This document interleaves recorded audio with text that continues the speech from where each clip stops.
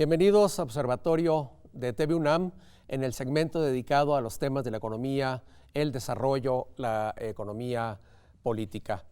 Hemos invitado nuevamente a Norma Samaniego, economista independiente, a José Casar, investigador del Programa Universitario de Estudios del Desarrollo, el PUED, y a María Luis Fuentes, integrante del Grupo Nuevo Curso de Desarrollo y también investigador del PUED, para seguir hablando de la situación de la economía, pero sobre todo en este programa acerca de las perspectivas del desarrollo, no solo del crecimiento económico, sino del desarrollo y el bienestar en México para los próximos años.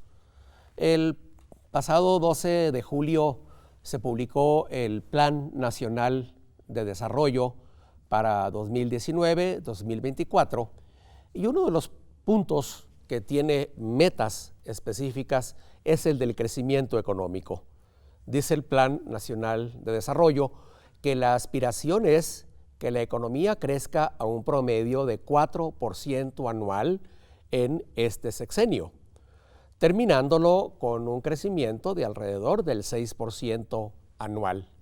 Sin embargo, y como ya lo conversamos en otro programa, el inicio del sexenio ha sido accidentado en lo económico, ha estado marcado hasta ahora por una desaceleración que nos lleva todavía un poco más abajo que la tendencia histórica del bajo crecimiento que ha tenido la economía mexicana. Crecer importa, como hemos dicho, aunque, como sabemos, crecer no es suficiente. Voy a empezar con una primera ronda de ustedes acerca de la perspectiva, hacia dónde va la economía. Norma. Bueno, continuamos en el bajo crecimiento que tenemos desde hace ya casi 40 años.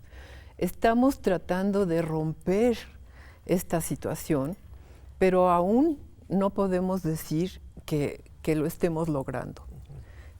Lo que se ha visto en este año es importante en algunas cosas porque denota que hay cambios importantes, sobre todo en el ingreso salarial, en la masa salarial.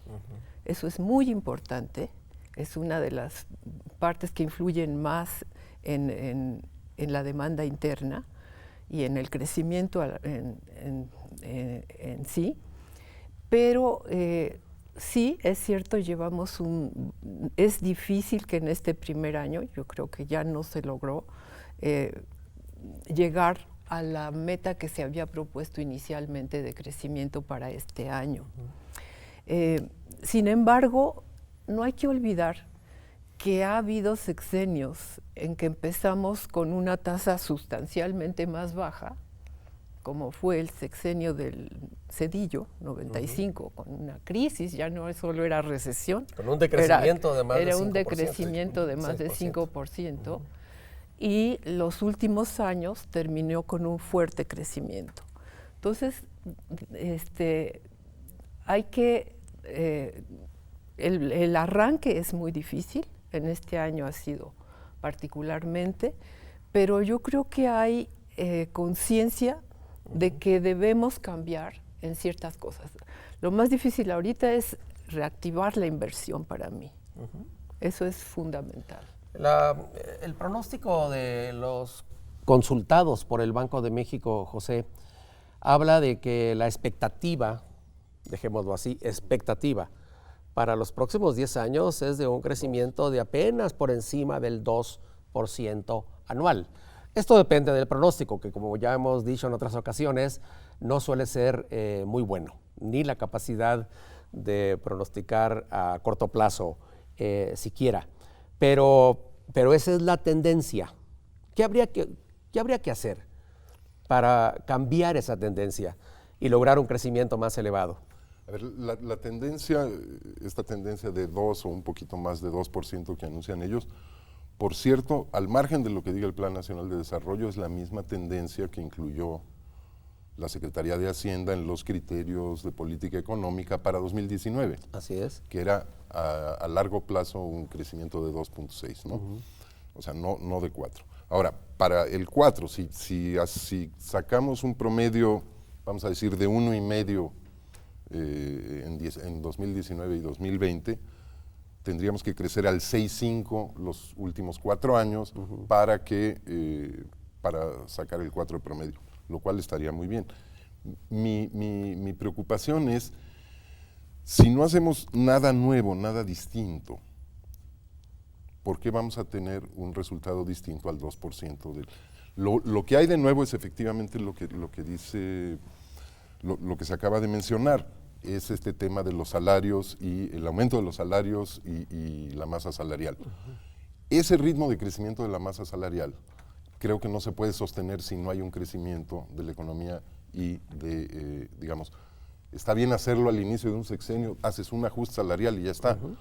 Pero no puedes sostener me parece muy difícil sostener el crecimiento durante 6 años sobre la base del crecimiento salarial. Entonces, efectivamente, el tema central es qué va a pasar con la inversión. Y la inversión, pues hay, como sabemos, la inversión privada y la pública, ¿no? Y en la pública es donde no veo salida. Por primera vez este año, la inversión pública sigue cayendo. Ha venido cayendo desde hace mucho tiempo, ¿no? Por primera vez en los primeros 5 meses de este año, el gasto en inversión pública fue igual al pago del servicio de la deuda externa, un miserable 2.5% del PIB. ¿Sí? Con ese ritmo de crecimiento de la inversión pública, es muy difícil que la inversión privada, sobre todo en el contexto de dudas e incertidumbre que hay en el sector privado, vaya a contrarrestar esa caída en la inversión pública. Ese es el tema que veo. Y para financiar la inversión pública se necesitan ingresos públicos. ¿Sí? Y el Plan Nacional de Desarrollo ya dijo que no va a haber más ingresos públicos, que por lo menos que no va a haber ni más impuestos ni más deuda.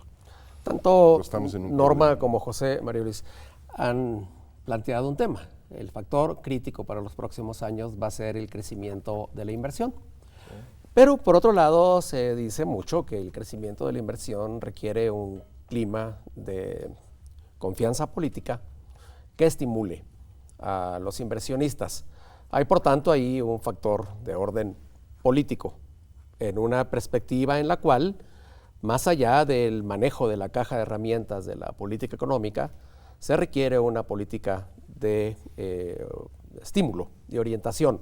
¿Cómo percibes esa perspectiva? Por una parte, déjame regresar porque hemos mencionado el Plan Nacional de Desarrollo y le estamos dando unas capacidades cuando sabemos que realmente hay una fractura. Si siempre la planeación ha sido aspiracionalmente como un instrumento para articular el país, para sumar todos los sectores, en esta ocasión no hay Plan Nacional de Desarrollo. Hay una proclama que fue escrita por el presidente en su propia afirmación y hay un anexo. Y recientemente hemos visto la enorme fractura de la planeación. Entonces, no hablemos del Plan Nacional de Desarrollo suponiendo que ahí está más allá de lo que está. Y segundo, el contexto internacional. Cierto, Zedillo tuvo un colapso, pero había un contexto internacional de solidaridad fantástico, Clinton, etcétera, y hoy al revés. O sea, entonces, el factor externo, exógeno, rumbo a la elección americana, va a seguir incidiendo brutalmente y recientemente lo comentabas, la presión que tenemos en las fronteras, la divergencia entre región sur, sureste y el centro va a ser, yo creo que se va a profundizar. Permíteme aquí nada más acotar algo. Has mencionado el sur-sureste. Sí. Hay que recordar que el comportamiento de algunas entidades federativas del país, no el trimestre que está terminando, que recién terminó, sino ya durante varios trimestres ha sido muy negativo. De acuerdo a los datos del INEGI, varios estados de la República, por decirlo así, ya llevan tiempo en recesión y cobra entonces mucha importancia la política de acciones de desarrollo regional. Así es, y todo este nuevo contexto de movilidad poblacional para salirnos de la migración, porque realmente tenemos una dinámica mucho más compleja que la migración que está dando en esas regiones, pone enorme tensión. Y por otra parte, recientemente hubo esta reunión del sector privado con el presidente y le ofertó digamos, su programa de inversiones, el mismo que le ofertó en el último año el presidente Peña. O sea, en términos reales es lo mismo, o menos en términos reales. Entonces, no ha habido realmente una reacción positiva y transmina lo que hemos sabido, un encuentro en términos de, deja ponerlo en términos del discurso, del Estado de Derecho necesario para poner inversiones a largo plazo, etcétera, y el asunto del sector energético. Entonces, yo veo este año, en el mejor de los casos, y tenemos un muy precario crecimiento que nos pone abajo el PIB per cápita, pero pone en el centro que la capacidad del gasto público, y ahí lo que tenemos es la reiteración de que no habrá una reforma fiscal hacendaria, y por eso la ventana de oportunidad para el criterio 2020 se cierra, porque lo ideal sería tener una reforma para poder potenciar un gasto para el próximo ejercicio presupuestal. No se ve. Entonces, como dice José Casar, hay algo que nos indique que vamos a salir de esta inercia de muy bajo crecimiento, de una gran debilidad. Pues no hay ninguna señal. Y este paquete recientemente anunciado, pues es crédito. Y yo veo muy complicado que se active por sí mismo lo que estamos viendo, una economía que se está desacelerando y regionalmente tiene enormes abismos entre una región y otra. Efectivamente, y para terminar ese segmento, Norma, María Luisa ha mencionado, vamos camino ya al segundo presupuesto de esta administración. Un breve comentario antes de irnos al corte. ¿Cómo ves la perspectiva presupuestal para 2020? Bueno, yo la parte presupuestal creo que tenemos allí muchas limitaciones en este momento y yo hubiese sido, me hubiese gustado que hubiese habido alguna reforma fiscal. Siento que el momento de hacerlo era al inicio de la administración. Para mí sí sigue siendo algo muy necesario. No creo que deba hacerse, por supuesto, en este momento, pero creo que va a ser necesario hacerlo. Es un punto complejo porque efectivamente, al margen o por encima de la necesidad de una reforma hacendaria para incrementar las capacidades fiscales del Estado, estamos en una situación en la que se vuelve particularmente complejo hacer esta reforma fiscal. Vamos a continuar conversando sobre las perspectivas del crecimiento y el desarrollo en México para los próximos años después de este corte.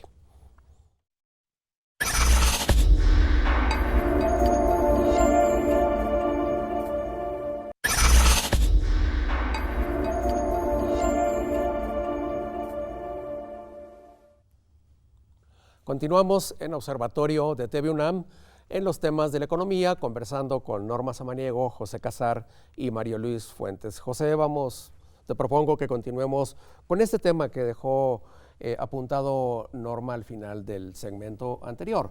Viene ya el segundo presupuesto de esta administración en una perspectiva sui generis, ante una necesidad urgente de activar más la economía, pero también con un anuncio persistente de que no habrá cambios en política de impuestos, de que no habrá un incremento de la deuda y que por tanto nos lleva hacia un presupuesto, en el mejor de los casos, muy similar al que se está ejerciendo en 2019. ¿Y cómo va a influir eso, en tu opinión, en la perspectiva del desarrollo en los próximos años?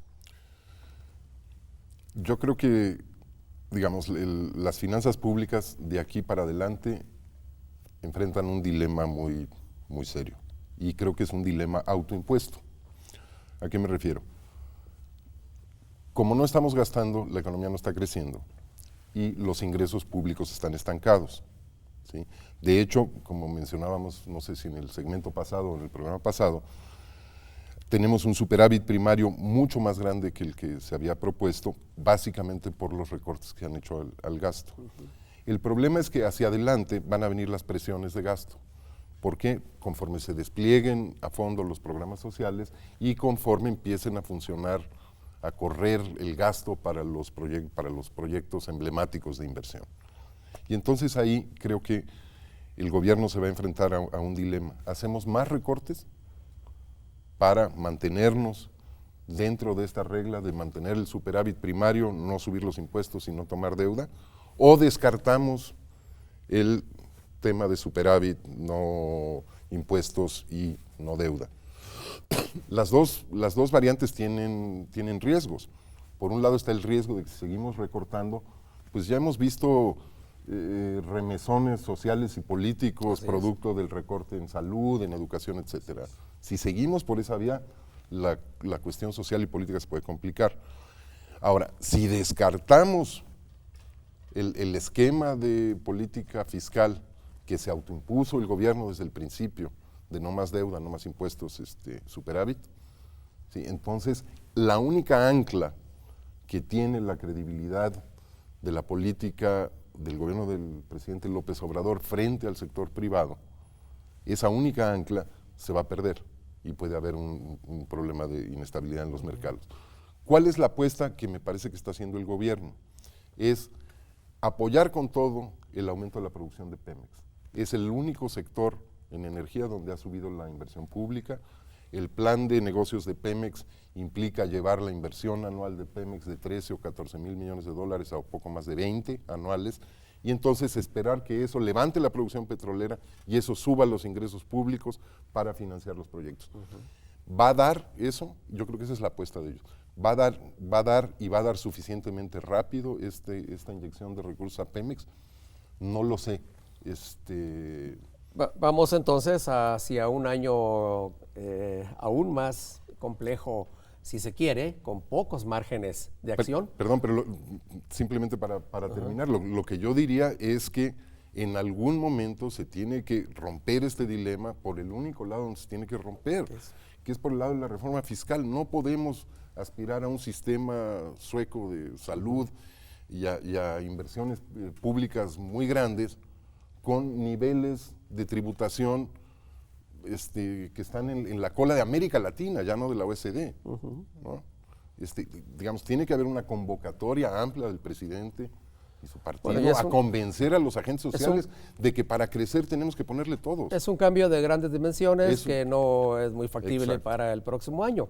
Pero en el marco de una reflexión más amplia, Mario Luis, el propio presidente de la República ha sido muy insistente en marcar una diferencia, en decir que no se busca el crecimiento per se, sino que se busca desarrollo.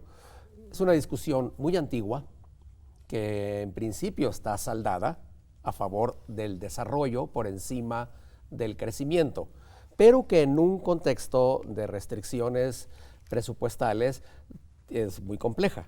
No solo compleja, déjame primero hacer un apunte. Tengo la impresión que el presidente habla del bienestar. Para generar el bienestar que él propone, está haciendo esta política de austeridad y una manera diferente de hacer las cosas. Sí, yo creo que él entiende el cambio de régimen, de que ahora se hacen diferentes las cosas. Y en ese sentido ha centralizado y ha generado una serie de acciones. El paquete fiscal para Pemex significa recortes a otras áreas. De hecho, lo que vamos a ver en el 2020 o en este mismo año va a ser recortes. Y hay lugares donde ya no es sostenible, porque hay que recordar que muchas estructuras institucionales sociales ya venían con un proceso de austeridad largo, o sea, no lo inició el presidente Andrés Manuel. De hecho, en los sexenios anteriores se recortaron las estructuras, las infraestructuras, y tenemos los saldos, ¿no? Estos saldos brutales de una infraestructura envejecida en el sector salud, la necesidad de regularizar más de entre 80,000 y 100,000 plazas de personal que es de honorarios y que hay que darle una basificación, y así, rubro por rubro, no se diga el sistema de justicia, la ruptura completa, y el sistema de violencia. Entonces, yo veo inevitable, y ahí es donde habría que apuntar, yo diría, plantear que el presidente tiene sin duda un enorme capital político.